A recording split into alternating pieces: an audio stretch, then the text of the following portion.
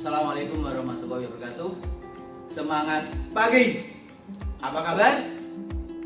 Bapak dan Ibu-ibu, saya akan memfasilitasi materi membangun tim efektif dalam pelatihan kepemimpinan pengawas, pelatihan kepemimpinan pengawas tahun 2020 di Kementerian Agraria dan Tata Ruang Badan Pertanahan Nasional. Pada kesempatan kali ini saya akan menyampaikan rencana pembelajaran untuk materi membangun tim efektif. Ada 3 kegiatan, yaitu pendahuluan, penyajian, dan ketiga penutup. Kegiatan pendahuluan yaitu ada mengucapkan salam. Assalamualaikum warahmatullahi wabarakatuh. Semangat pagi. Apa kabar? Kalau di Kementerian ATR BPN semangat pagi, maka dijawab dengan pagi, pagi, pagi. ATR BPN maju dan modern. Ini adalah untuk peserta supaya semangat, yel-yel ini supaya semangat. Selanjutnya mengucapkan apa kabar, maka peserta menjawab dengan semangat, semangat, bersyukur, semangat, bersyukur, bahagia. Kalau apa kabar, maka semangat, bersyukur, bahagia, bahagia.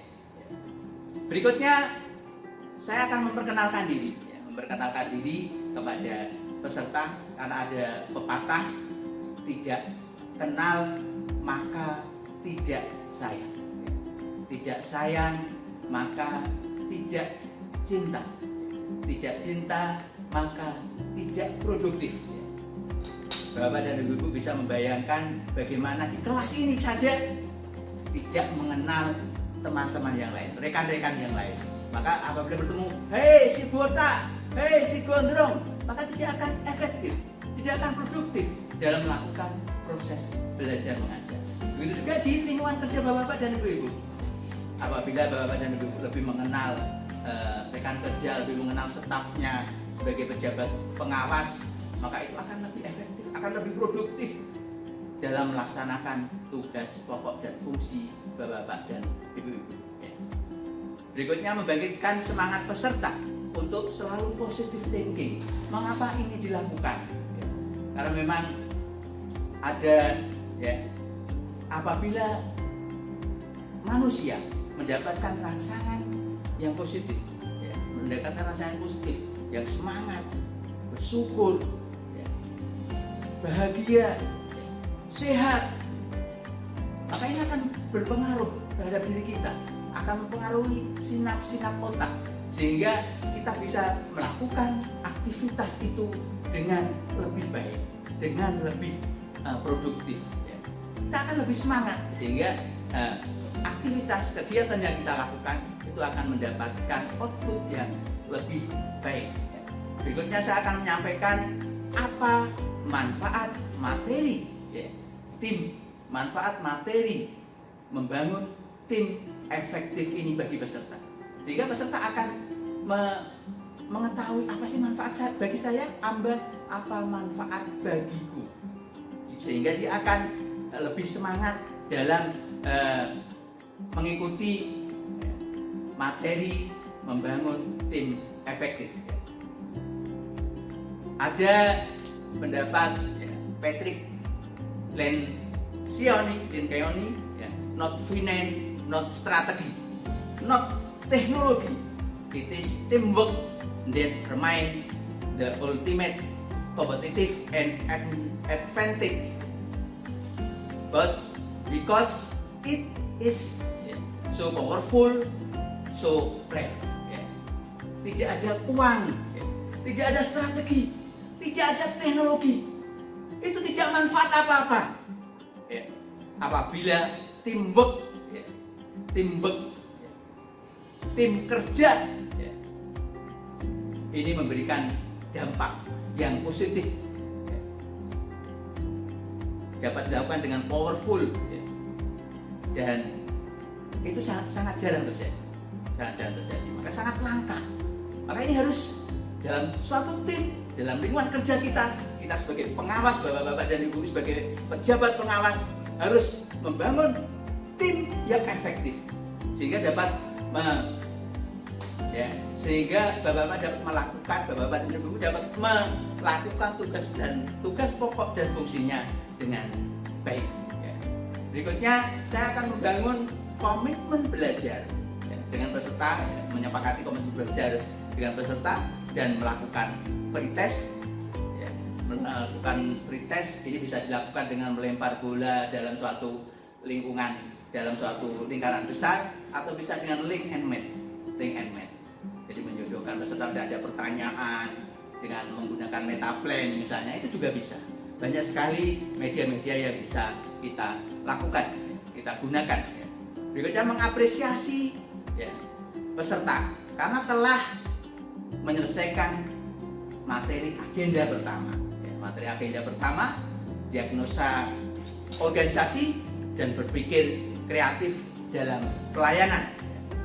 Jadi dengan diapresiasi peserta merasa, wah, saya sudah mencapai, saya sudah menyelesaikan atau saya sudah mempelajari materi agenda pertama, diagnosa organisasi dan berpikir kreatif dalam pelayanan, dan menyampaikan kedudukan materi saat ini sampai mana, kedudukan materi saat ini dalam satu struktur kurikulum itu. Berikutnya mengkaitkan materi membangun tim efektif dengan agenda pertama, diagnosa organisasi dan berpikir kreatif dalam pelayanan. Agenda kedua, ketiga, dan keempat. Selanjutnya menjelaskan deskripsi singkat dan tujuan pembelajaran yang terdiri dari hasil belajar dan indikator hasil belajar. Kegiatan berikutnya yaitu penyajian. Pada pokok bahasan pertama yaitu ada ceramah membangun tim efektif. Setelah dilakukan ceramah membangun tim efektif, maka ada tugas untuk mereview materi ceramah melalui brainstorming dengan peserta tentang esensi pembahasan yang peserta terima dari ceramah tim efektif dalam pelayanan untuk meningkatkan kinerja organisasi, analisis dan komentar peserta terkait substansi ceramah tim efektif dalam pelayanan untuk meningkatkan kinerja organisasi, pembelajaran yang bisa diambil, lesson learn yang peserta dapatkan dari ceramah tim efektif dalam pelayanan untuk meningkatkan kinerja organisasi di mana peserta bertugas sebagai pejabat pengawas. Dan selanjutnya strategi penerapan substansi ceramah tim efektif dalam pelayanan untuk meningkatkan kinerja organisasi aparatur sipil negara pengawas. Penyajian pokok bahasan kedua diawali dengan pemutaran video. Pemutaran video, peserta berikan tugas untuk mendiskusikan. Setelah menonton video tersebut, peserta mendiskusikan esensi membangun tim efektif. Lesson learn dari video untuk bangun tim efektif. Berikutnya menjelaskan dan tanya jawab tentang tim efektif dalam pelayanan dengan sub pembahasan pengertian tim efektif, tahapan membangun tim efektif, komposisi tim efektif, peran kepemimpinan dalam membangun tim efektif, dan kolaborasi tim sukses dan efektif. Dilanjutkan dengan game untuk melihat kelas pelatihan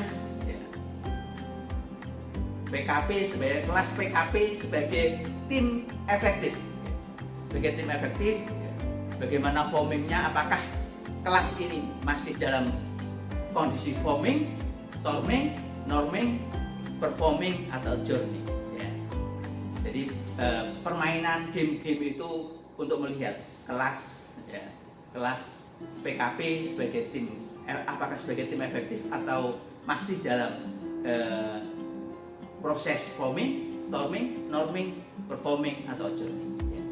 Berikutnya peserta diberikan 3 set bahan, ya, 3 set bahan bacaan pengantar untuk diskusi kelompok yang membangun konsepsi dan ruang untuk membangun tim efektif.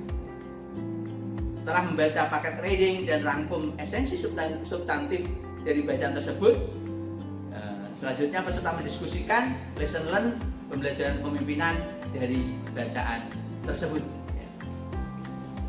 Pokok bahasan yang ketiga terkait dengan karakteristik tim efektif.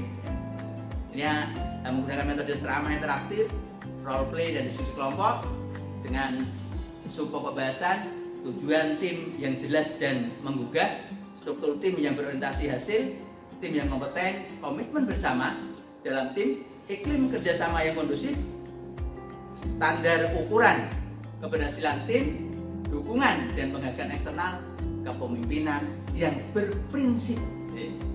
Ini ada tugas pada waktu pokok bahasan ketiga, peserta menonton sebuah video, sebuah film terkait dengan orkestra.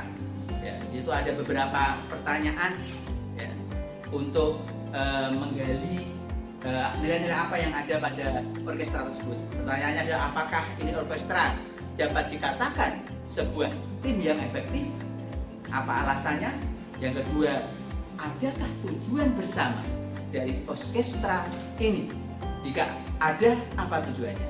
Yang ketiga, adakah rasa memiliki taking ownership dari masing-masing anggota orkestra terhadap tujuan bersama orkestra ini? Yang keempat, adakah proses kerjasama yang dilakukan? Jika ada, apa dan bagaimana proses kerjasama tersebut? Yang kelima, bagaimana setiap anggota dalam orkestra tersebut saling bertanggung jawab atau berperan yang diembannya? Bagaimana dengan kompetensi yang dimiliki oleh anggota orkestra tersebut? Jika dikaitkan dengan jenis tim, termasuk kategori yang mana tim orkestra ini? Ini bisa dikaitkan bagaimana, ya, di lingkungan kerja bapak-bapak, ya, bapak-bapak dan ibu-ibu sebagai pejabat pengawas, ya, pejabat pengawas. Berikutnya pokok bahasan keempat, strategi menumbuhkan tim efektif, terdiri dari pokok bahasan strategi menyusun tujuan tim, strategi menyusun struktur tim, yang ketiga strategi mewujudkan tim kompeten, yang keempat strategi meningkatkan komitmen tim, kelima strategi membangun kerjasama kondusif, keenam meningkatkan standar keberhasilan, ketujuh strategi meningkatkan dukungan pihak luar. Ya. Peserta dibagi sesuai kelompok, ya, sesuai kelompok, sesuai tugas dalam materi definisi organisasi dan berpikir kreatif dalam pelayanan dengan menggunakan metode diskusi kelompok. Selanjutnya dilaksanakan dengan role play. Ya. Ini penyajian, ya. Tugas ada 3 kasus pilihan untuk diskusi kelas. Ya. Kasus pertama, kedua, dan ketiga. Ya. Ya, kegiatan ketiga yaitu penutup. Di sini disampaikan bersama-sama dengan peserta membuat rangkuman, ya, evaluasi dengan menggunakan link and match. Ya. Motivasi ini bisa juga dilakukan dengan menggunakan Kahoot misalnya, di LMS juga bisa, ya, untuk evaluasi motivasi, ya, kepada peserta bahwa setiap orang adalah pemimpin, ya, setiap orang adalah pemimpin dan akan dimintai pertanggungjawaban atas kepemimpinan. Ingat bahwa setiap kita adalah pemimpin dan kita akan dimintai pertanggungjawaban atas kepemimpinan kita. Ya. Berikutnya mengkaitkan dengan materi kepemimpinan dalam pelaksanaan pekerjaan. Pejabat pengawas merupakan pejabat struktural yang terdepan yang memiliki peran menumbuhkan, memimpin, mengawasi tim dalam memberikan beragam pelayanan publik. Bukan hanya kemampuan memimpin dan mengelola tim, namun juga kemampuan memainkan peran sebagai anggota atau bagian dari suatu tim. Mengucapkan terima kasih serta apresiasi kepada peserta dan mengucapkan salam penutup. Sahabat sejati, kehadirannya selain menghangatkan, jadi menghangatkan, ya, tapi juga menuntun kita ke jalan yang benar, ya, ke jalan yang benar. Selanjutnya pertemuan kali ini diakhiri dengan sebuah pantun burung irian, burung cendrawasih. Cukup sekian dan terima kasih. Assalamualaikum warahmatullahi wabarakatuh. Semangat pagi!